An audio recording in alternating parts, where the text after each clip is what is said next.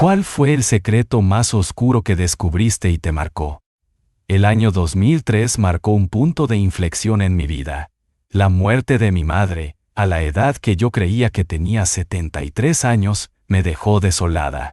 Hija única, con un padrastro ya ausente, me vi obligada a asumir la ardua tarea de liquidar sus asuntos personales antes de regresar a Las Vegas. Mi corazón se desgarraba, pero la necesidad de eficiencia me impulsó a tratarlo como una operación de logística, una carrera contra el tiempo. La eficiencia, sin embargo, se vio rápidamente eclipsada por un creciente sentimiento de inquietud, una sensación de que mi madre, la mujer que creía conocer, era en realidad un enigma envuelto en misterio. La limpieza de sus pertenencias se convirtió en una excavación arqueológica de una vida desconocida.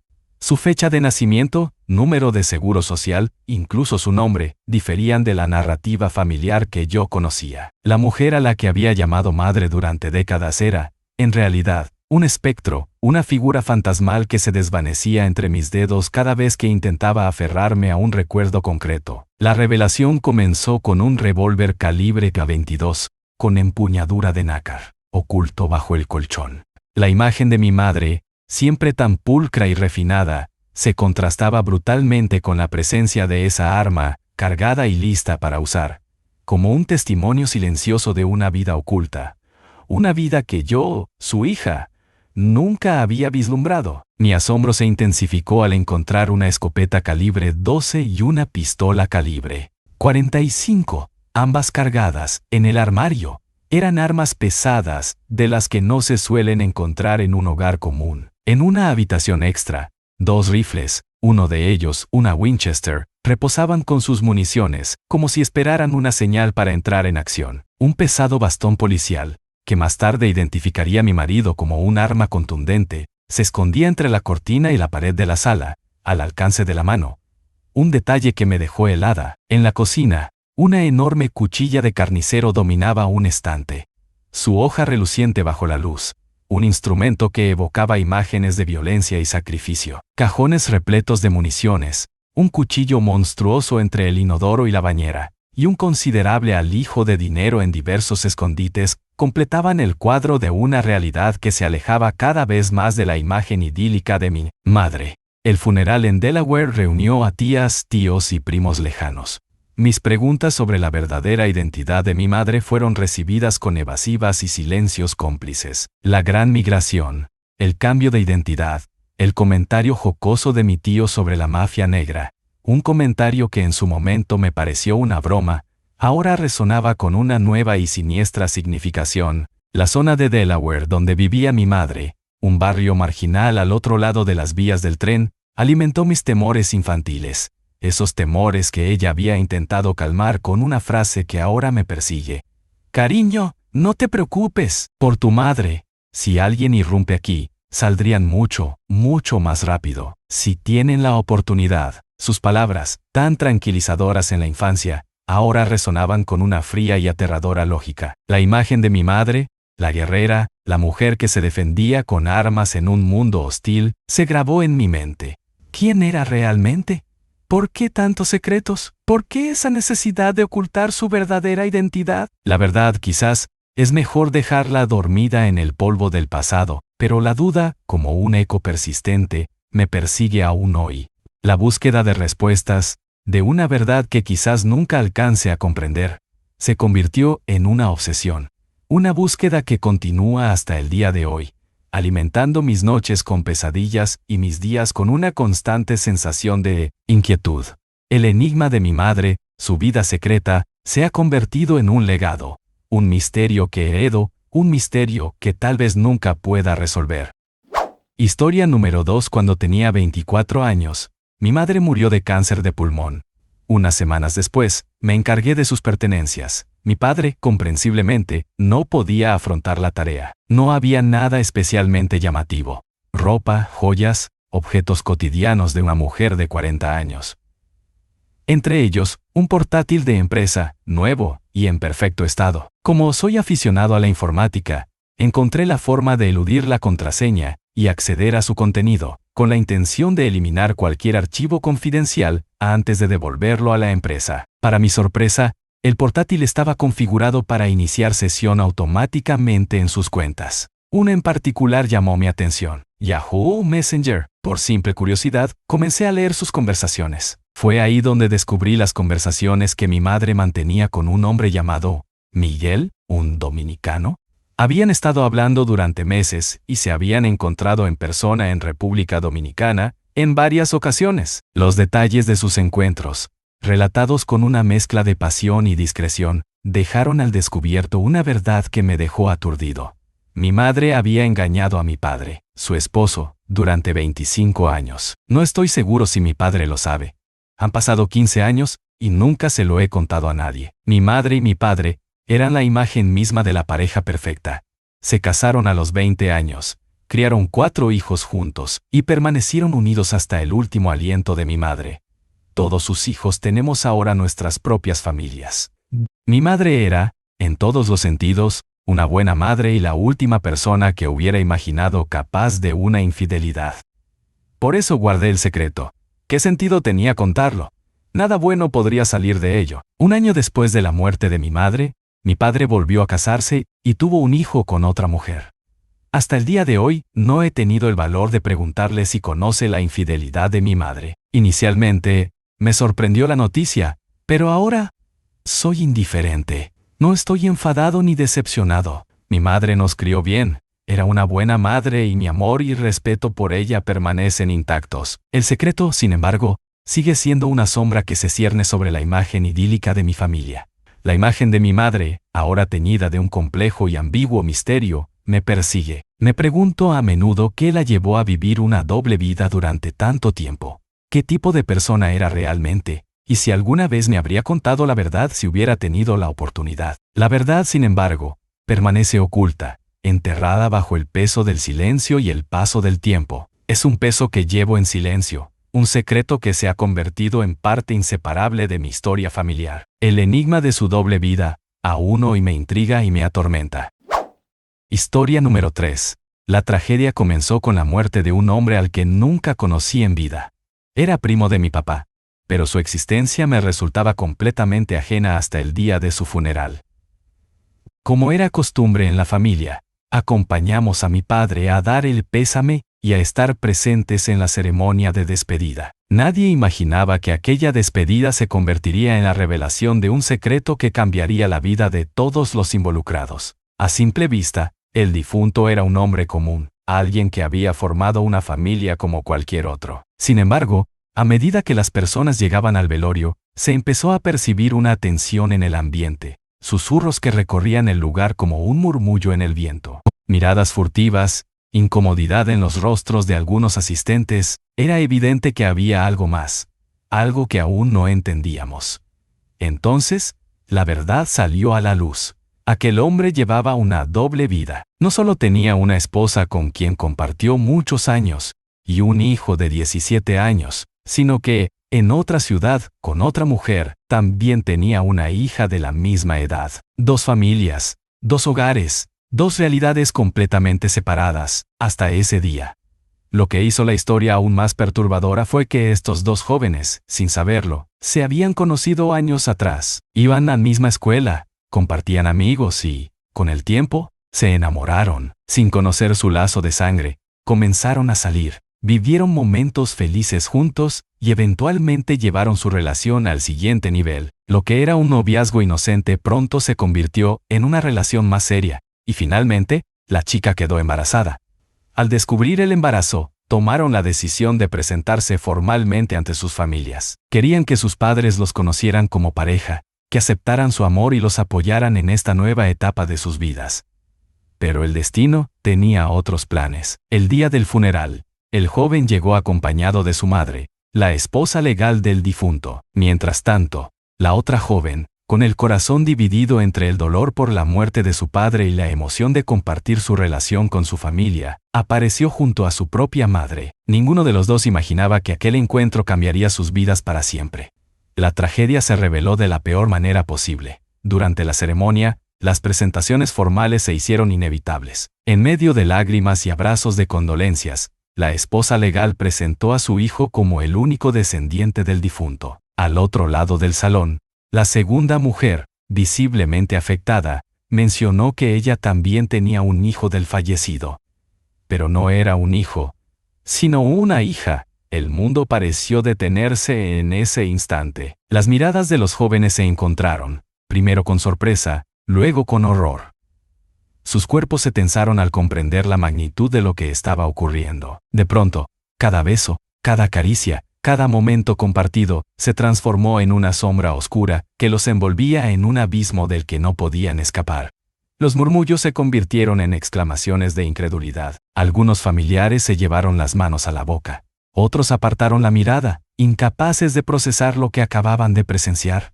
La joven, aún con la esperanza de que todo fuera un error, preguntó entre lágrimas si aquello era cierto, pero no hubo negación posible. La madre de cada uno confirmó la verdad con un dolor silencioso en los ojos. El chico se llevó las manos a la cabeza, dando un paso atrás como si quisiera alejarse de la realidad. La joven rompió en llanto, abrazándose a sí misma como si pudiera borrar con sus propios brazos el peso de aquel descubrimiento. Todo lo que habían construido juntos, todo lo que habían soñado, se derrumbaba en un solo instante. La tensión en la sala era insoportable. Nadie sabía qué decir o qué hacer. La madre de la joven intentó acercarse, pero su hija retrocedió, sacudiendo la cabeza con desesperación.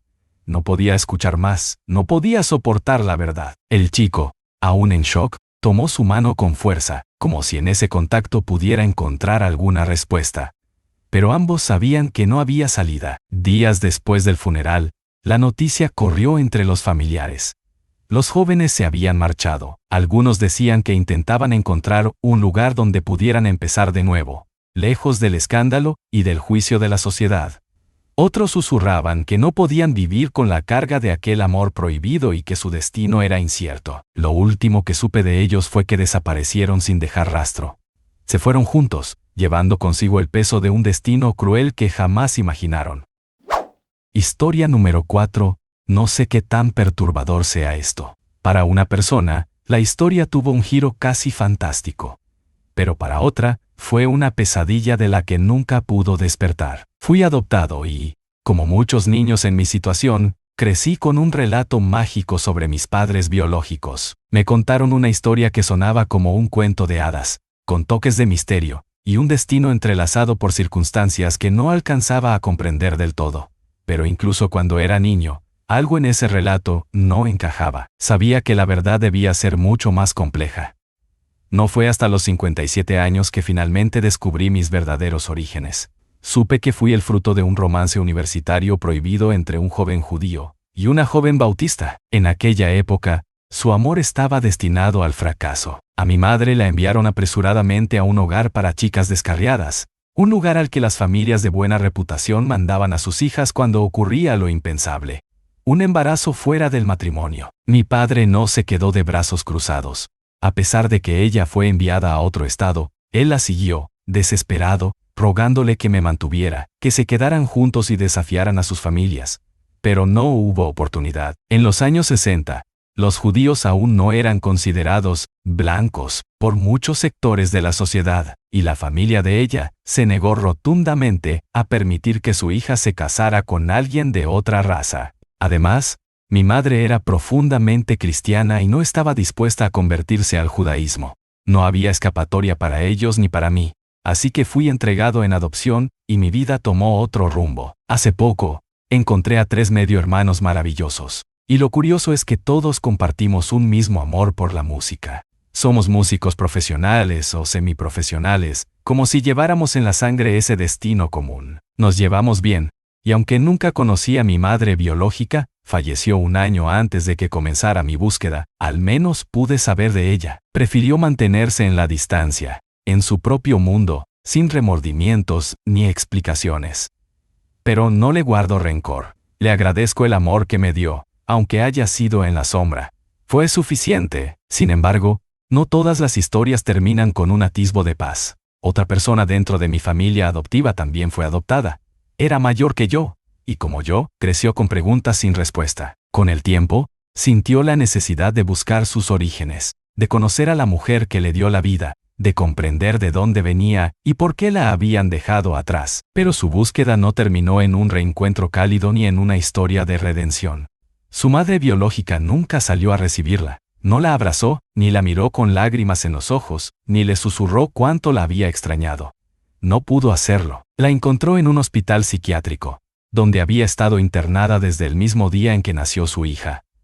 Nunca salió, nunca tuvo otra oportunidad. Su vida había quedado atrapada en aquellas paredes blancas y frías, donde el tiempo se diluyó en la repetición de días sin sentido. Pero la historia no terminó ahí. Hubo una verdad más oscura, más insoportable. La mujer no estaba en ese hospital simplemente por una enfermedad mental. No fue el abandono lo que la consumió, ni la desesperación de haber entregado a su hija en adopción. Su condición había sido el resultado de algo peor, algo que no tenía redención ni consuelo. Ella nació con múltiples discapacidades, físicas, cognitivas, mentales y sensoriales. Su mente y su cuerpo nunca tuvieron la oportunidad de desarrollarse como los de los demás. Desde el inicio, su destino fue vivir en la dependencia total, en un mundo que nunca entendería del todo, rodeada de personas que la veían como un caso perdido. Y en ese mundo cerrado, invisible para la sociedad, ocurrió lo peor. Un enfermero, un hombre en quien se suponía que debía confiar, abusó de ella. Imaginen el horror de descubrir que no solo había sido abandonado, sino que tu propia existencia era el resultado de una atrocidad inhumana. Imaginen lo que es cargar con esa verdad, con ese peso imposible de digerir. Imaginen tratar de reconstruir una historia, solo para encontrar que el final nunca tuvo luz. Ella se enteró de todo esto de golpe, en una visita a aquel hospital, en medio del olor a desinfectante y el eco de murmullos de pacientes que vagaban por los pasillos sin rumbo. No hubo palabras de consuelo, no hubo posibilidad de un cierre emocional, solo un vacío helado que lo consumió todo. Al final, nuestras búsquedas no siempre tienen finales felices. Algunas verdades están destinadas a permanecer en la oscuridad, y cuando finalmente se revelan, lo único que queda es el silencio. Historia número 5. Ella fue mi mejor amiga durante 7 años. No solo una amiga, sino mi hermana elegida, mi confidente, mi otra mitad en la vida. Pasamos juntas los momentos más felices y también los más oscuros. Cuando lloraba, ella estaba ahí para abrazarme. Cuando reía, ella reía conmigo. Cuando la vida nos golpeaba, nos levantábamos juntas. Cuando me mudé a otro estado con mi ahora esposo, sentí que algo en mi vida se rompía. Me hacía falta, pero ella no lo vio como el final de nuestra amistad. Insistió en que debía volver, en que todo sería mejor si estábamos juntas de nuevo. Y no solo me convenció a mí, también convenció a mi esposo. Nos hizo sentir que la distancia no tenía sentido, que el lugar donde habíamos intentado empezar de nuevo no significaba nada en comparación con la familia que dejábamos atrás. Así que, después de un año, decidimos regresar. Dijimos, ¿al diablo? Volvamos, ella es prácticamente familia. Mirando hacia atrás, me doy cuenta de que ese año fue como la calma antes de la tormenta, una ilusión de felicidad antes de que todo se derrumbara. Porque poco a poco, ella empezó a envenenar nuestras vidas. Al principio, fueron pequeños comentarios, apenas perceptibles. Cada vez que mi esposo y yo discutíamos, lo cual es normal en cualquier pareja, ella estaba ahí. No para ayudar, sino para avivar el fuego. Me enviaba mensajes de texto diciéndome que yo tenía razón, que mi esposo no me entendía, que merecía algo mejor. Pero al mismo tiempo, le escribía a él diciéndole exactamente lo mismo, que él tenía razón, que yo no lo valoraba, que tal vez nuestra relación no era tan fuerte como creíamos. Era como si disfrutara sembrando la discordia entre nosotros, como si estuviera esperando el momento en que todo explotara. Y luego, las cosas se volvieron aún más extrañas. Comenzó a hablarme de un plan B para nosotras. Me decía que, si mi esposo y yo no funcionábamos, siempre podía mudarme con ella. Que juntas podríamos vivir una vida perfecta, sin discusiones, sin complicaciones. Sus palabras eran reconfortantes, hasta que empecé a notar su insistencia, el brillo extraño en sus ojos cuando hablaba del futuro que imaginaba para nosotras.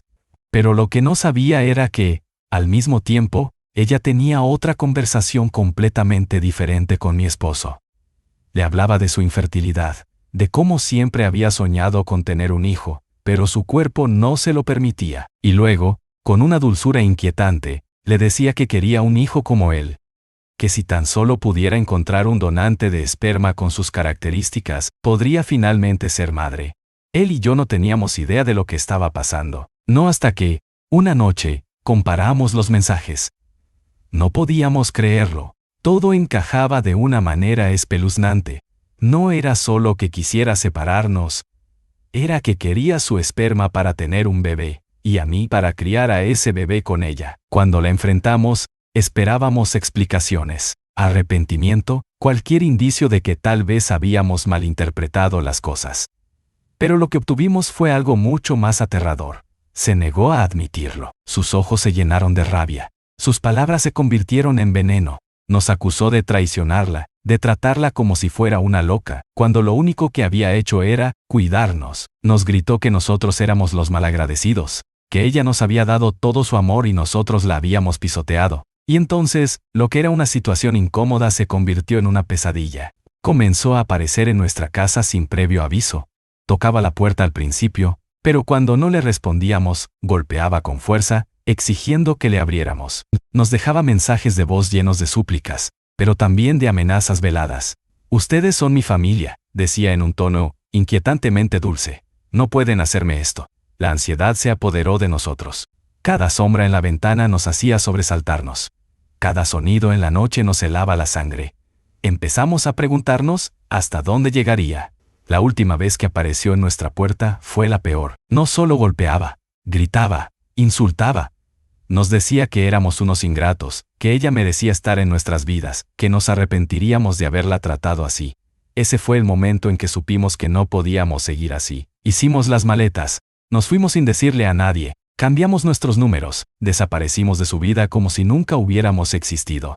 A veces me pregunto qué fue de ella, si sigue obsesionada con la idea de ese hijo que nunca tuvo, con la amistad que se convirtió en su fijación enfermiza. Me pregunto si alguna vez entendió lo que hizo, o si sigue creyendo que nosotros fuimos los traidores. Pero lo que más me atormenta es la idea de que, durante tantos años, creí conocerla. Creí que era mi mejor amiga. Creí que su amor por mí era puro, genuino, desinteresado, solo para descubrir que sí me amaba, pero de una forma tan retorcida, tan insana, que aún hoy me estremece.